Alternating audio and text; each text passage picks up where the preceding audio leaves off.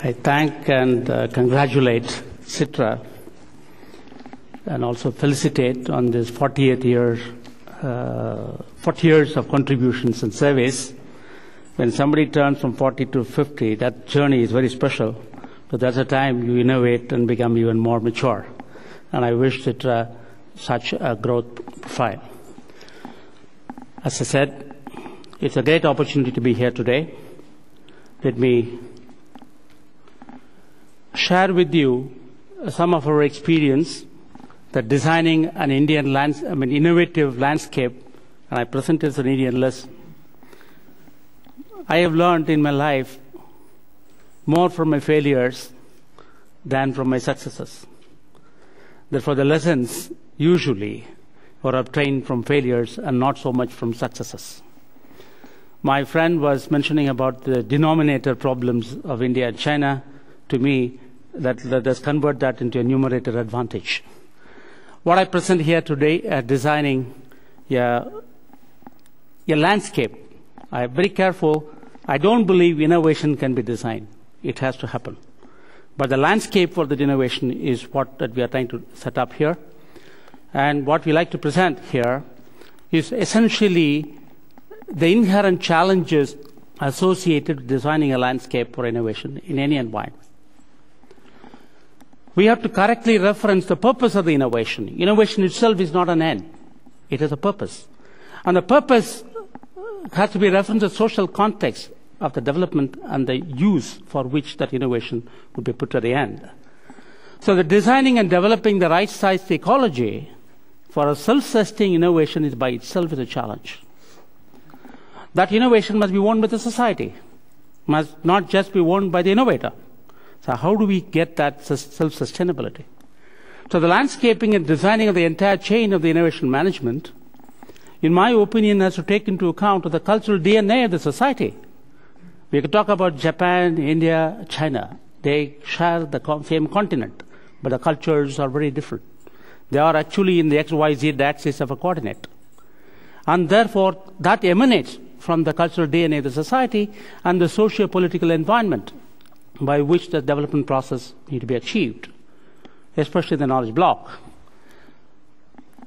And I've always learned that in my alphabets is the beginning of my language. So I talk about the KLM. The science focuses on knowledge gain. It looks for really the focus is knowledge that you obtain, and it is strongly coupled to the knowledge supply chain that a country will have. The innovation looks for the leadership gain, and it provides a strategic lead selection. Very difficult for one country to lead everywhere. I think what is the question here? In which area are you in a position to lead? Therefore, that needs to be a strategy for an innovation system. The technology component has to deal with money. It has to generate wealth, and generate such wealth that is distributed across the society, and therefore the society's socio-economic systems improve. Therefore, the question of ability to create wealth from knowledge builds that business sense. If a public enterprise were to innovate and not support it with sufficient wealth of capital and generate wealth out of it, it doesn't help. Therefore, the question of the business sense has to be integrated into the social system. Given this, let me say what is India's challenge. Challenge is designing that innovation landscape that performs two tasks simultaneously. That's a challenge in front of us. Including the excluded, which is a very large percentage of the population. Whenever we talk about the development strategies, you look at the developed world and then developing world, rural and urban, and you look at the endowments of nature are in favor of villages, favor of rural environments, favor of developing countries. Large number of people, large resources, God's endowment. The development processes as a whole have provided man-made endowments, man-made creations of infrastructure, road, connectivity, money, technology, all in the favor of the developed world.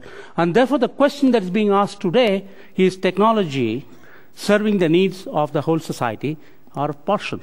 So the question of the including the excluded while gaining at the same time for India the global competitiveness in the emerging, innovative world order. We can't keep our interests only one part. It has to have the two dimensions approach here. We have to be market competitive, yet pro-poor innovation. And that's the question in front of us, and that's a contrasting need. Looking at the driving factors for innovations, I would say that creative minds and competitive mindsets drive the creativity.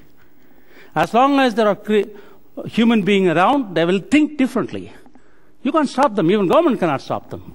That is driven by a passion, and the innovation is a side product, in my opinion, of the passion-driven pursuits. The technocratic push to surpass others and create a leadership position, create a new value for the innovators and the investors, and that's an area of a market advantage for innovations. The public policies in a competitive knowledge economy for a rapid economic growth and in a geopolitical influence. They're looking at it. That's really an area of one-upmanship. We want to be number one. That's a one-upmanship issue. But the people-centric responses of a creative knowledge society for the well-being of all citizens is an innovation for inclusive growth. And that is a component that has to be inbuilt into Indian innovative landscape. Otherwise, we may succeed in innovation but fail as a nation.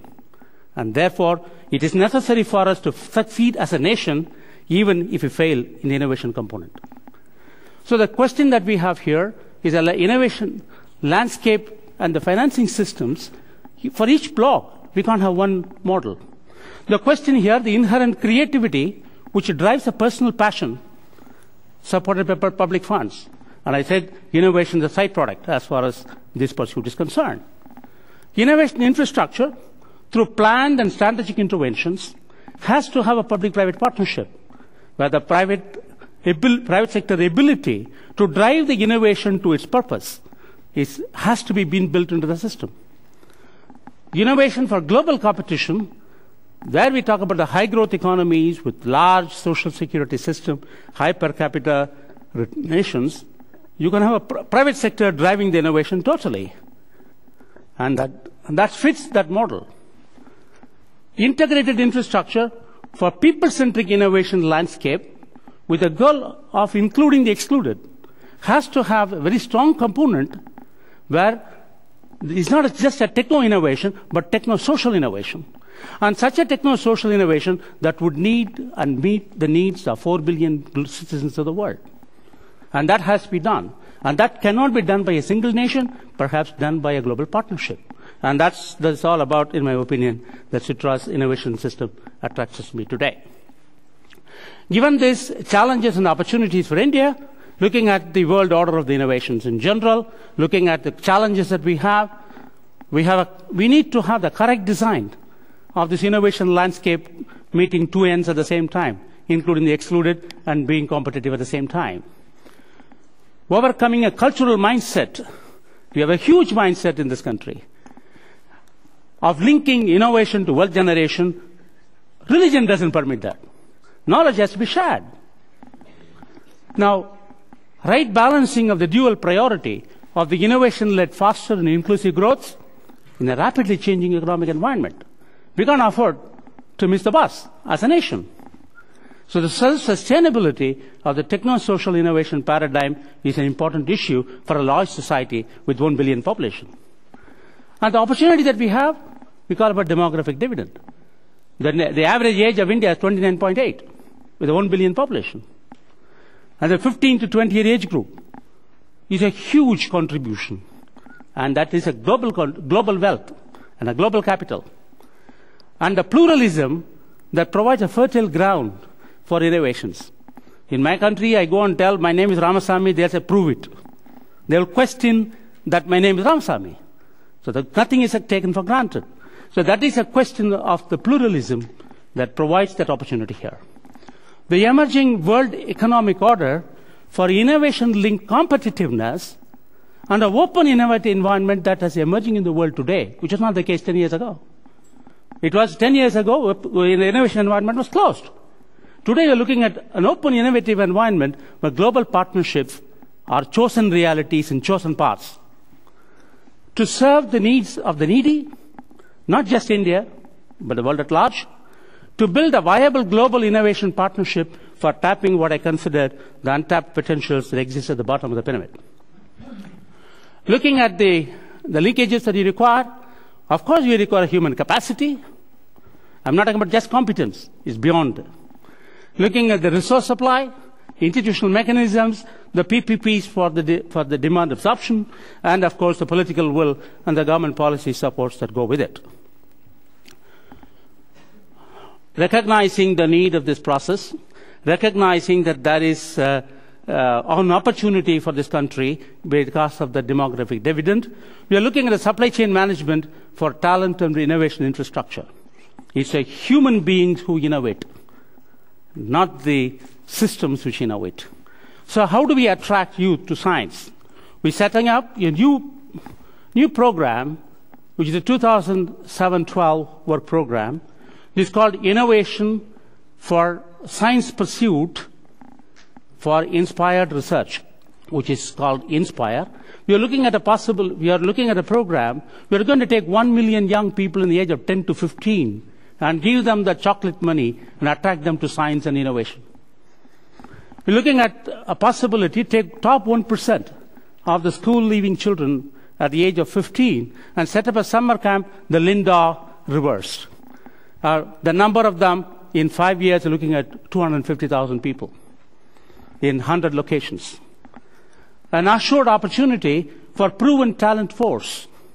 We're looking at 5,000 gifted youth, inject them into an R&D stream.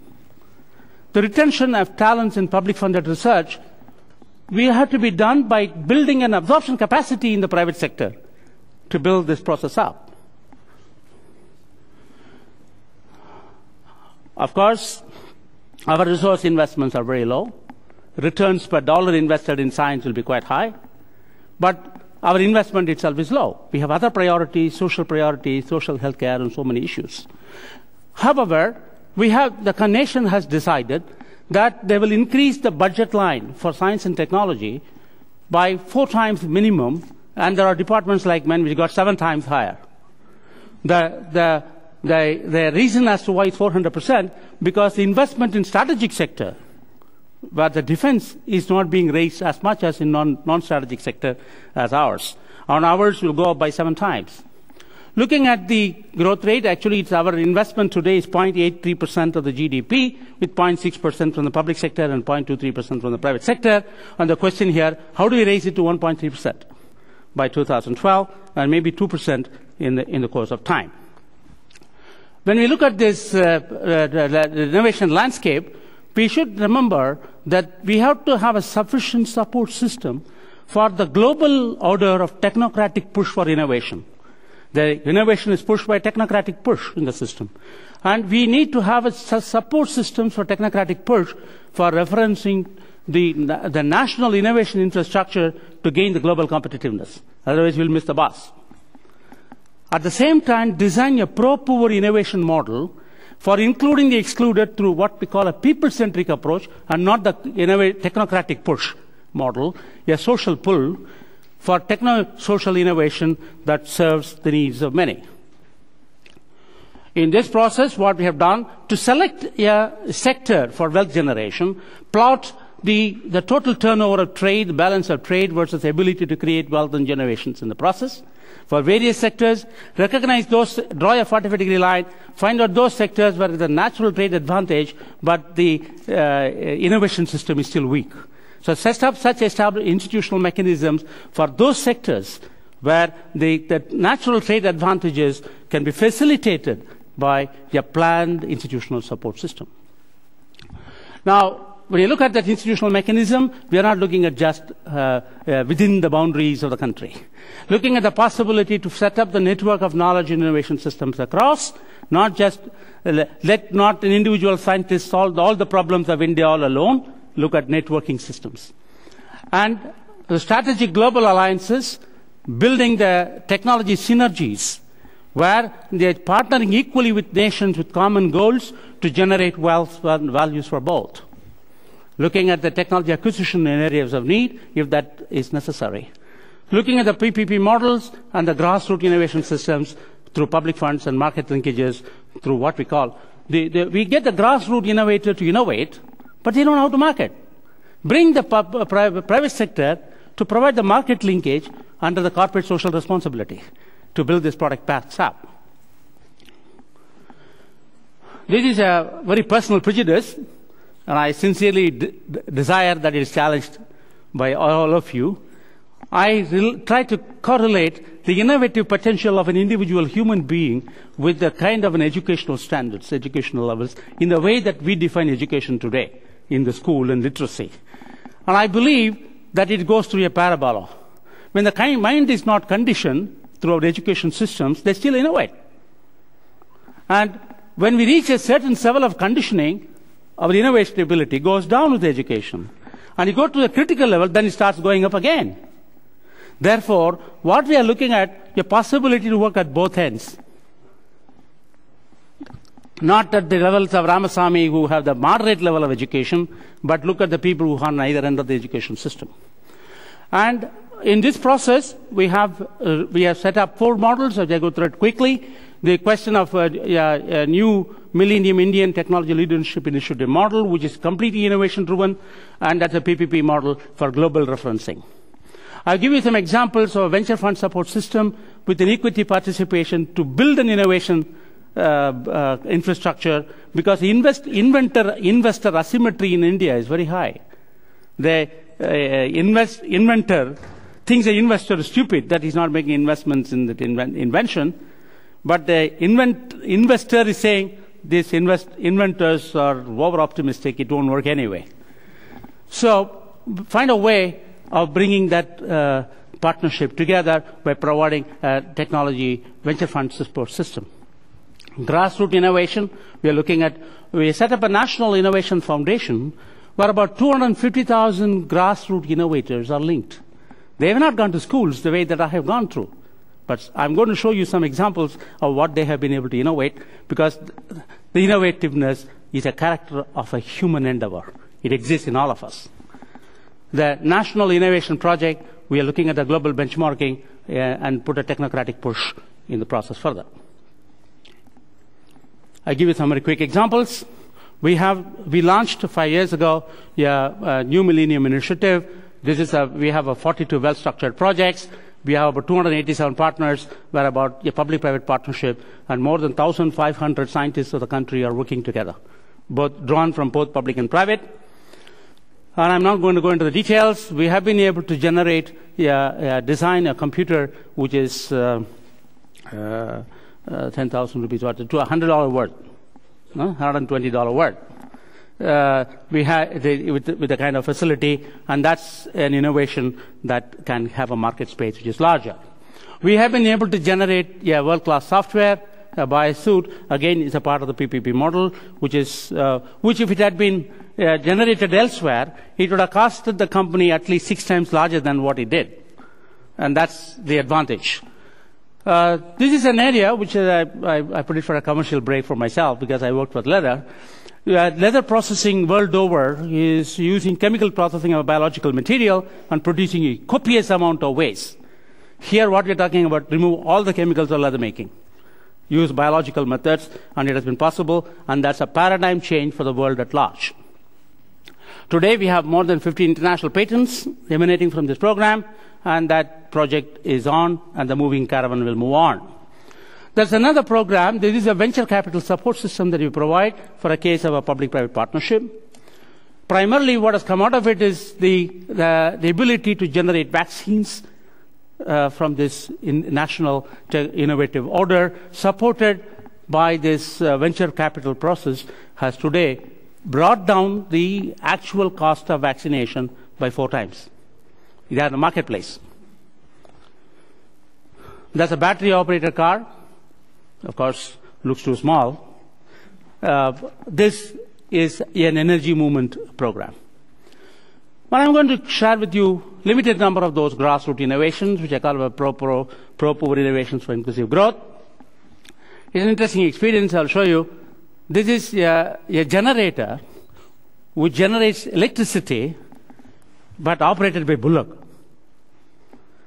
And given that nature of that country, if you convert from the manual agriculture to a kind of a mechanized system, bullocks have no role to play then. And they start killing, and the society won't permit.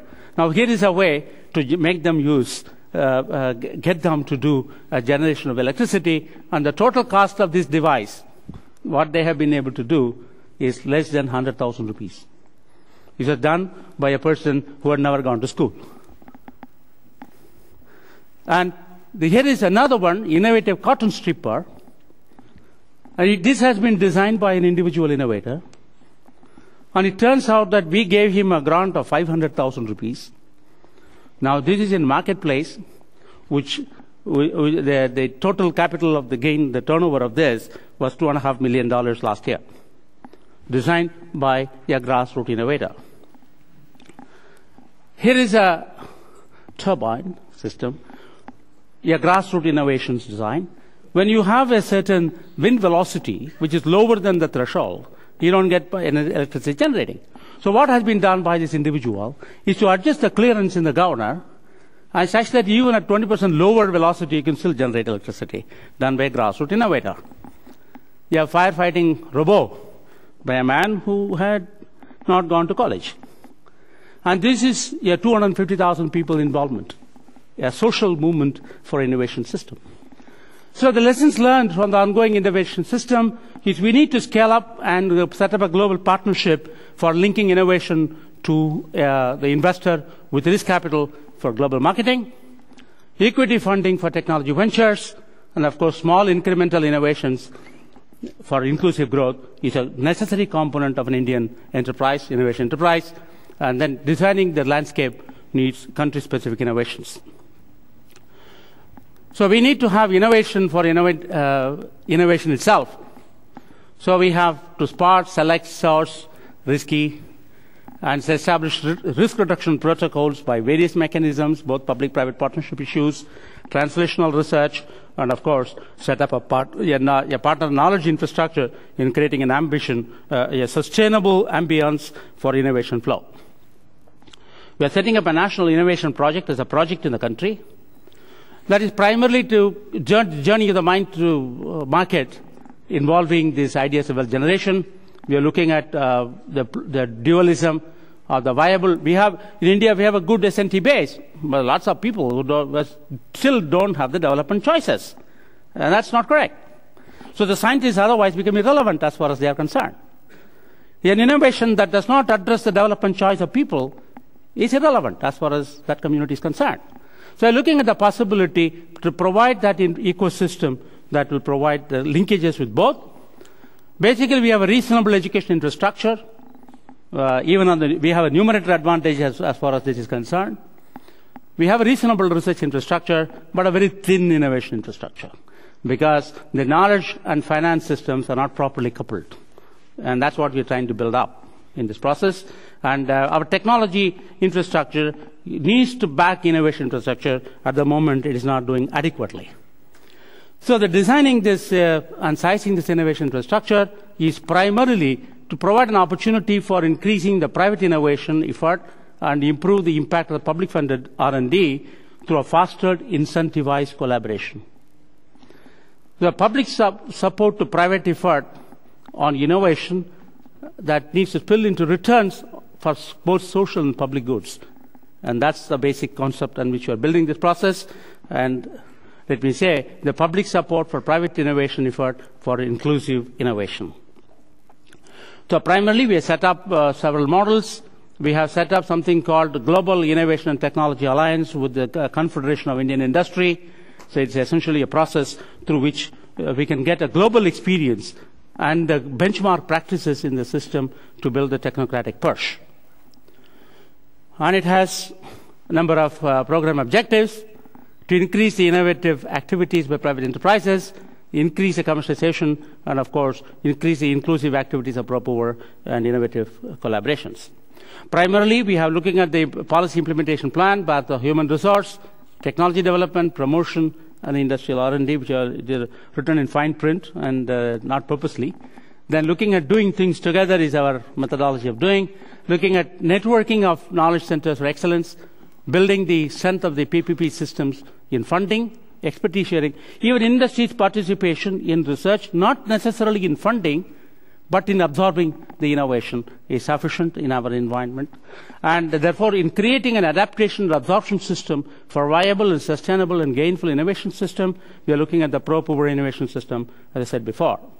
So the lessons from the experience, really, that innovation system is culture dependent. And I really believe that, reiterated many times over. The diversity of models is needed for emerging economies like ours. We can't use one model. We can't take the technocratic push and jump into the bandwagon and move like everybody else. We have to find our own tools. So the models for global competitiveness in knowledge economies is very important, and that is a technocratic push model, and the inclusive growth model for national economies. And the models may differ, but we have to have the space for both. The East-West fusion in designing the innovation landscape to us is a way forward based on complementing strengths. India is connected to Europe for many years. In fact, Christianity spread in India before it went to Europe, because Thomas died in Madras. He spread Christianity with the time of Christ. So the connectivity has been very long. So there are inherent innovative capacities, system-dependent integration, and we have the size and selection of the market, which is very, very valuable here. And then we have the combined social capitals for both faster and inclusive growth. Thank you very much. Thank you. Thank you, Dr. Ramasami, for a very, I would say, comprehensive, broad and deep structured presentation, which I think provided all of us a lot of food for thought. Not only was there a philosophical foundation for innovation, but also a lot of structure, mechanisms and practical examples, which we can then discuss after the coffee break more and during the coffee break. Just as a one note, I would like to remind what really kind of attracted me in Dr. Ramasami's presentation as a business scholar was that when he presented in the beginning of his presentation this kind of the innovation system, or the elements of innovation system, where there was the science and then there was kind of a technology, but there was an innovation was a third bubble, and Dr. Ramasami emphasized the importance of leadership in this is in managing innovation. So innovation certainly is not just technology and science, but there is a big element of leadership included in innovation management. So thank you for that insight. I think it's something to remember for typically a technocratic approach to innovation. But let's continue the discussion then in the panel and during the coffee break. Let's be back 20 to 4. So it's 25 minutes from now.